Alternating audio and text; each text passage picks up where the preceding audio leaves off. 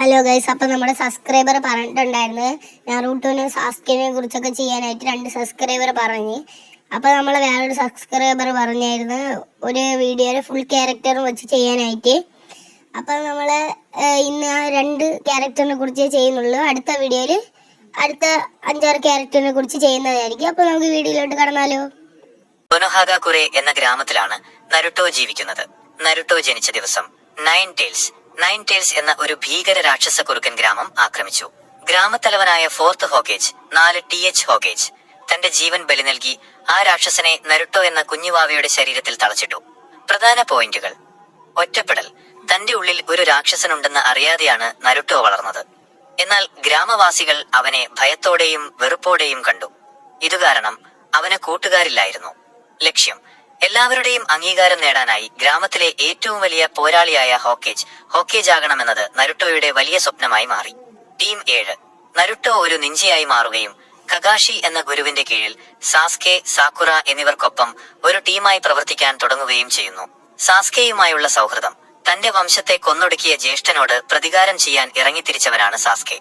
നരുട്ടോയും സാസ്കെയും തമ്മിലുള്ള ആഴമേറിയ സൗഹൃദവും മത്സരവുമാണ് ഈ കഥയുടെ നട്ടെല്ല്. കഥയുടെ വളർച്ച. സാസ്കെ ശക്തി തേടി വില്ലനായ ഒറോച്ചിമാരുവിന്റെ അടുത്തേക്ക് പോകുന്നു. സാസ്കെയെ തിരികെ കൊണ്ടുവരാനും കൂടുതൽ ശക്തി നേടാനുമായി നരുട്ടോ ജിറായ എന്ന ഗുരുവിനോടൊപ്പം യാത്ര പോകുന്നു. പിന്നീട് വരുന്ന നരുട്ടോ ഷിപ്പുഡൻ എന്ന ഭാഗത്ത് നരുട്ടോ വളർന്ന് വലിയൊരു പോരാളിയായി മാറുന്നതും അകാത്സുക്കി എന്ന വില്ലൻ സംഘത്തെ നേരിടുന്നതും ഒടുവിൽ ലോകത്തെ തന്നെ രക്ഷിക്കുന്നതുമാണ് നമ്മൾ കാണുന്നത്.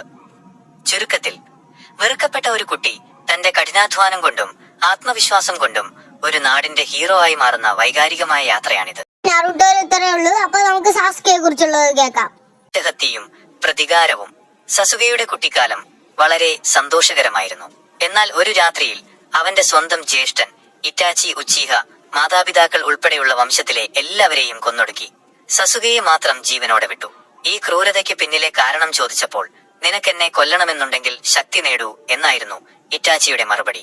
അന്നു മുതൽ ഇറ്റാച്ചിയെ കൊല്ലുക എന്നതായിരുന്നു സസുകയുടെ ജീവിത ലക്ഷ്യം. 2.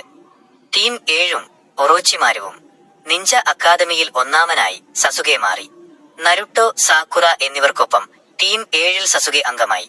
അവിടെ അവർ തമ്മിൽ ആഴത്തിലുള്ള സൗഹൃദം വളർന്നു. എന്നാൽ തന്റെ ശക്തി വർദ്ധിപ്പിക്കാൻ ടീം 7 നിഷ്കളങ്കമായ ജീവിതം പോരാ എന്ന് സസുകെ വിശ്വസിച്ചു. കൂടുതൽ ശക്തി തേടി അവൻ വില്ലനായ ഒറോച്ചിമാരുവിന്റെ അടുത്തേക്ക് ഗ്രാമം ഉപേക്ഷിച്ചുപോയി. 3. ഇറ്റാച്ചിയുമായുള്ള പോരാട്ടം. വർഷങ്ങൾക്ക് ശേഷം സസുകെ തന്റെ ജ്യേഷ്ഠനായ ഇറ്റാച്ചിയെ കണ്ടെത്തി പോരാടി അവനെ വധിച്ചു. എന്നാൽ ഇറ്റാച്ചിയുടെ മരണശേഷം മാത്രമാണ് സസുകെ സത്യം തിരിച്ചറിഞ്ഞത്. ഇറ്റാച്ചി തന്റെ വംശത്തെ കൊന്നത് ഗ്രാമത്തിൽ ഒരു ആഭ്യന്തര യുദ്ധം ഒഴിവാക്കാനും സസുകയെ രക്ഷിക്കാനുമായിരുന്നു. ഇറ്റാച്ചി യഥാർത്ഥത്തിൽ ഒരു വില്ലനായിരുന്നില്ല, മറിച്ച് സസുകയെ ഒരു നിഞ്ചയായി വളർത്താൻ ആഗ്രഹിച്ച ഒരു സഹോദരനായിരുന്നു. 4. ലക്ഷ്യമാറ്റം, റവല്യൂഷൻ.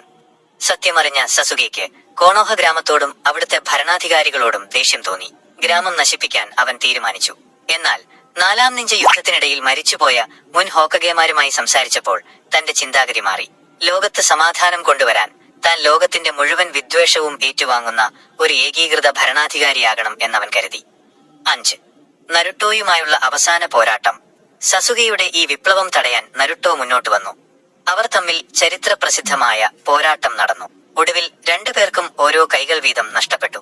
നരുട്ടോയുടെ സൗഹൃദത്തിനു മുന്നിൽ സസുകെ തോൽവി സമ്മതിച്ചു. തന്റെ തെറ്റുകൾ അവൻ തിരിച്ചറിഞ്ഞു. 6.